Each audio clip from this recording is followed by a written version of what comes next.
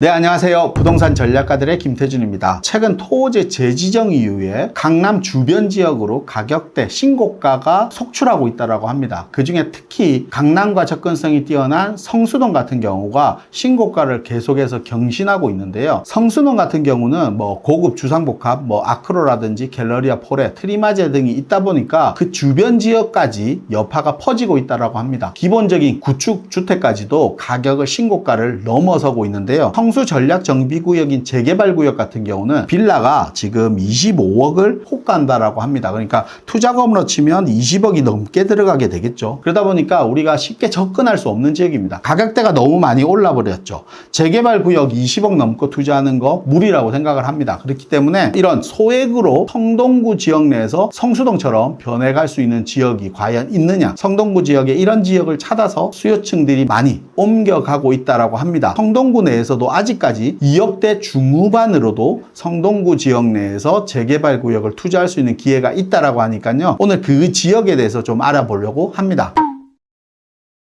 성동구 지역은 성수동 지역이 대표적인 지금 지역으로 부각되어 있지만 실질적으로 성동구 지역은 왕십리역 주변 지역이 가장 예전에는 더 부촌이었다고 볼 수 있습니다. 왕십리역 같은 경우는 서울의 3도심 7광역 중심의 하나인 광역 중심지입니다. 광역 중심지라는 것은 결국은 이 지역이 서울의 대표적인 중심지 역할을 하는 지역이다. 그러니까 업무, 상업, 주거 모든 부분에서 이 지역이 중심지 역할을 하는 지역입니다. 그러니까 동북권 지역에서 아마 청량리와 왕십리역이 아마 중심지 역할을 할 지역입니다. 그러다 보니까 왕십리역 주변 지역은 많은 개발 호재들을 가지고 있는데요. 왕십리역 같은 경우는 가장 대표적인 게 교통이겠죠. 지금 현재 4개 노선이 지나가고 있습니다. 5선을 타고 여의도라든지 그리고 도심권이라든지 그리고 아래쪽에 강남까지 서울의 3대 업무지구로 쉽게 접근할 수 있는 지역이 왕십리역입니다. 이 지역에서 GTX 또 C노선이라든지 동북선까지가 지금 추가로 들어오게 되면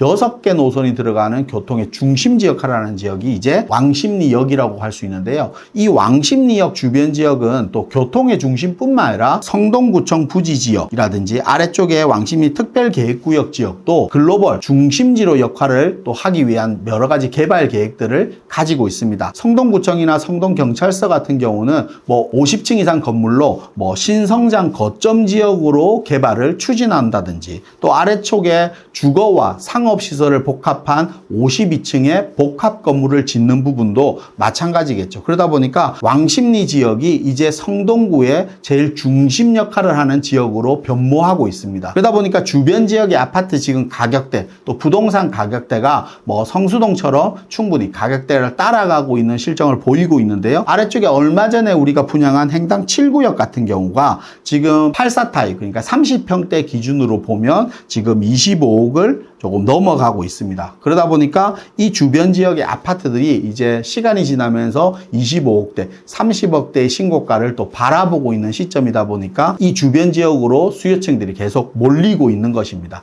이 주변 지역 중에 행당역과 왕십리역 주변 지역인 행당 8구역이라든지 또 위쪽으로 하왕심 9구역이라든지 또 상항십리역 주변 지역인 10구역이라든지 그러니까 10구역, 9구역 이 8구역들이 왕십리역 주변 지역으로 해서 재개발들을 추진하고 있는데요. 이 지역들은 신속통합기획으로 어느 정도 추진들을 진행했던 구역이다 보니까 기본 동의율에다가 지금 추진이 행정부가 이미 나와 있어서 적극적인 재개발을 추진하고 있는 지역입니다. 특히 행당 8구역 같은 경우는 행당역과 왕십리역 지하철 인접 지역이다 보니까 최근에 우리가 신속통합기획으로 추진하는 지역들이 도시정비형 재개발로 추진할 수 있다고 했습니다. 용적률 400%를 받는 신통기획이 최대 용적률 800%까지 받을 수 있는 도시정비형으로 바뀐다라고 보면 행당 8구역 같은 경우는 지하철 역세권에 도시정비형으로 충분히 진행이 가능하기 때문에 아마 신속통합기획으로 후보지 선정이 되면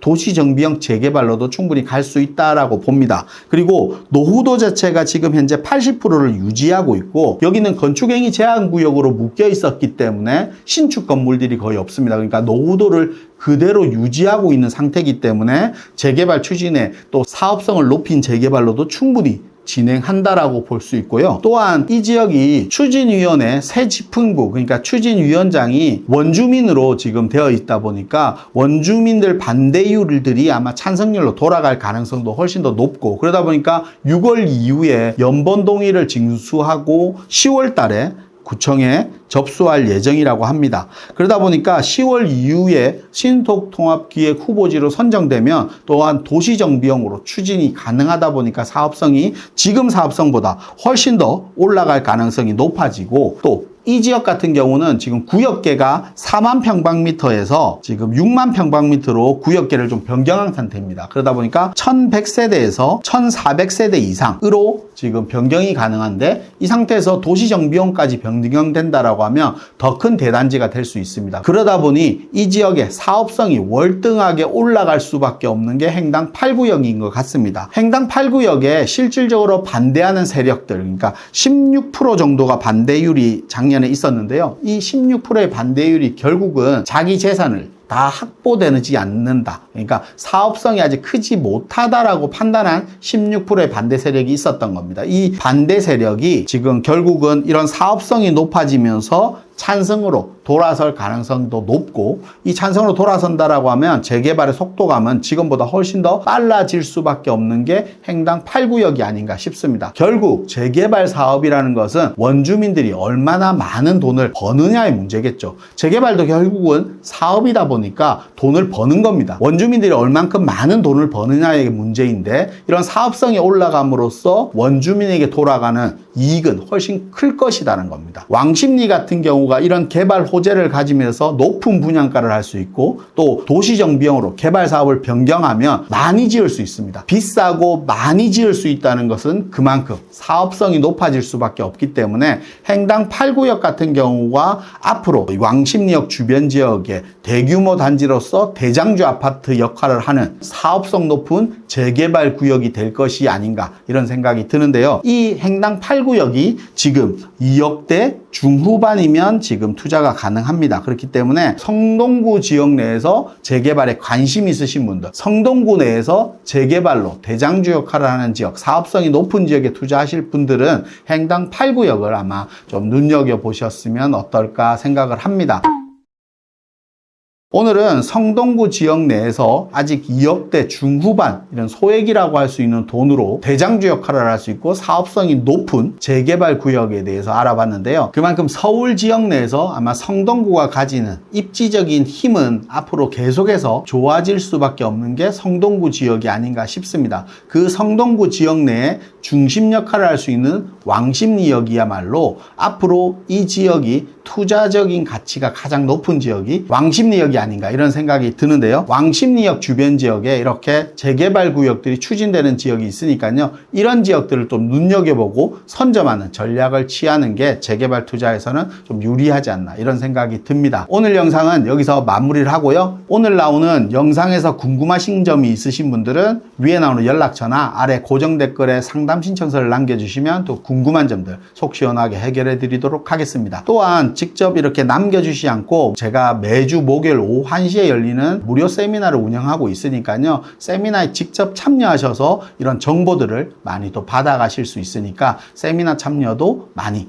해주시길 바라겠습니다. 오늘은 여기서 영상을 마무리하고요. 오늘 하루도 즐거운 하루 되시길 바라겠습니다. 다음 영상에서도 좀 더 좋은 영상으로 인사드리도록 하겠습니다. 감사합니다.